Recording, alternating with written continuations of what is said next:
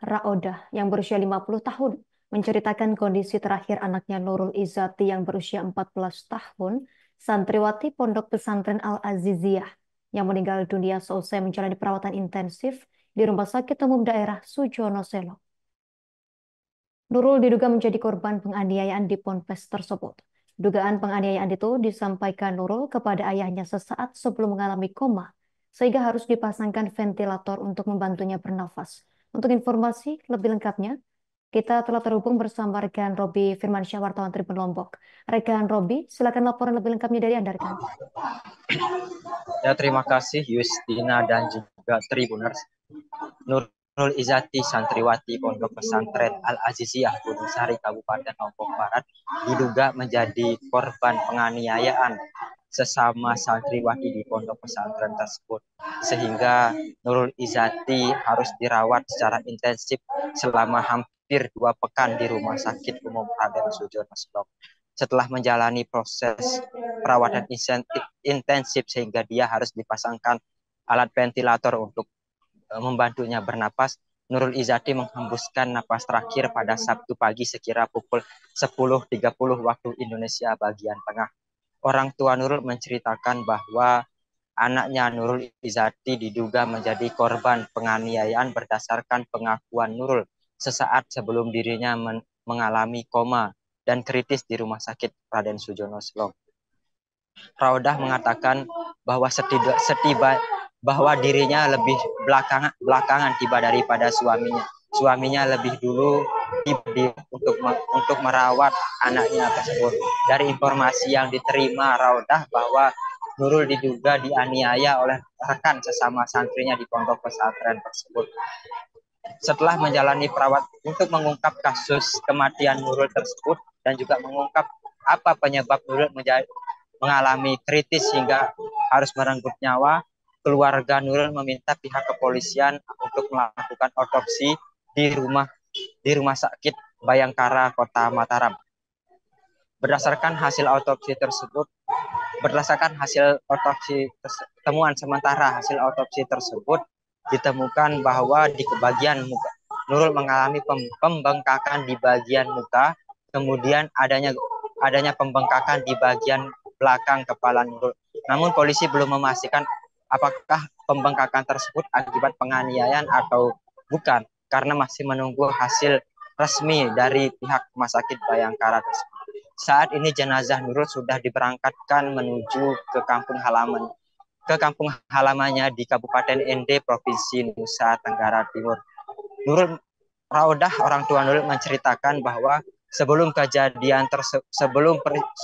Nurul mengalami kondisi kritis tersebut, dia sempat sejak naik ke semester 2 dan juga berpindah ruangan atau berpindah asrama, Nurul seringkali meminta kepada orang tuanya untuk kembali atau pulang ke ND. Namun saat ditanya apa penyebab ingin pulang ke ND, Nurul enggan untuk menjawabnya. Dia hanya mengatakan alasan ingin pulang ke ND karena kondisi toilet di pondok pesantren tersebut rusak. Namun Nurul tidak ada menceritakan bahwa dia disiksa atau dianiaya oleh teman sesama santriwati tersebut. Pihak pondok pesantren juga membantah bahwa Nurul menjadi korban penganiayaan. Pasalnya menurut perwakilan pondok pesantren Aminuddin bahwa Nurul ada salah satu santri yang berprestasi dan juga baik. Bahkan setiap sholat subuh Nurul diakui selalu berada di saf terdepan di pondok pesantren tersebut. Namun Nurul sempat bercerita bahwa ia sempat adu mulut dengan salah satu kakak tingkatnya karena posisi sholat tersebut diambil oleh kakak tingkat. Namun pihak pondok pesantren tidak melanjutkan cerita tersebut karena pihak pondok pesantren tidak melanjutkan cerita tersebut. Mereka hanya menceritakan bahwa Nurul merupakan salah satu santriwati yang berprestasi di pondok pesantren tersebut. Demikian Yustina dan juga Tribuners laporan yang dapat saya sampaikan. Saya kembalikan ke studio. Terima kasih rekan Robi Firmansyah, wartawan Tribun Lombok, atas laporan dari Anda. Selamat bertugas kembali. Pemirsa, berikut wawancara wartawan kami bersama pihak terkait untuk Anda. Untuk proses ya berjalan sesuai yang diharapkan. Intinya dari pihak kedokteran yang dipimpin langsung dokter forensik, berikut dari rumah sakit, sudah berjalan selesai kurun waktu sekitar 3 jam ya, 3 jam. Dalam hal ini kami sih menunggu hasil tertulis pastinya nanti dari rumah sakit yang mengeluarkan hasil dari visum et repertum dalam khususnya, yaitu otopsi. Kapan dia bisa diterima itu?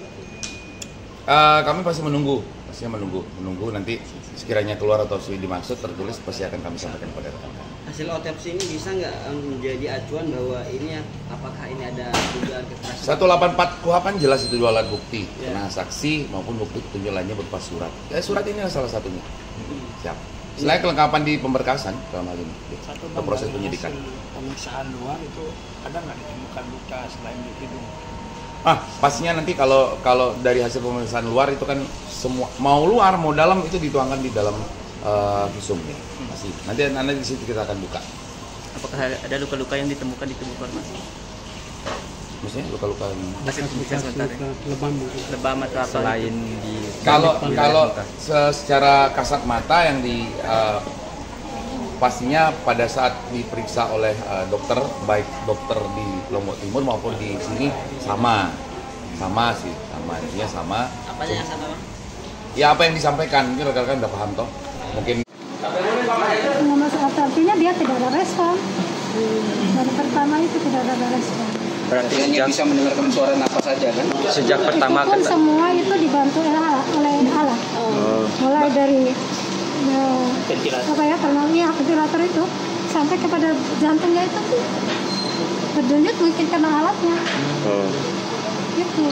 Berarti sejak pertama ketemu dengan anak ibu sudah kondisi seperti itu? Iya. Akhirnya kan baru kemarin dulu ketemu. Hanya ketika saya masih di Inde itu konsultasi atau maksudnya sering berhubungan dengan bapaknya kan tentang kondisi anak. Mulai hari Jumat sore itu masuk rujukan dari puskesmas kan. Akhirnya masuk di DR Sudirman itu. Awalnya kami berpikir bahwa itu mungkin lambungnya oke, anak bermasalah lambung. Tapi kalau pukul itu kami baru tahu. Lebih jelasnya hari Minggu kemarin baru dikasih tahu bapaknya. Dia dipukul oleh 3 orang. Dia seperti yang keluar berita itu. Seperti dia sempat bicara soal itu sebelum itu koma. Sebelum koma. Tapi adik nggak sempat ngasih tahu Siapa dan di mana itu tidak dikasih tahu. Selama ini kalau nelpon adik ngomong apa aja itu? Dia yang kemarin tuh setelah dia untuk masuk semester 2 kan itu pindah kamar. Dia selalu minta pulang. Dia sering minta pulang, setiap kali telepon 1 minggu dia pulang. Tapi tidak sempat ditanya kenapa mau pulang? Masih sempat ditanya, alasannya karena kamar mandinya airnya kotor. Cuma saya selalu kasih loh, kan kamu sudah 1 semester lewat dengan air kotor itu. Tapi yang lain tidak cerita. Tapi nggak pernah cerita soal dia sakit, bawa pulang? Tidak, dia tidak cerita. Download Tribun X sekarang, menghadirkan lokal menjadi Indonesia.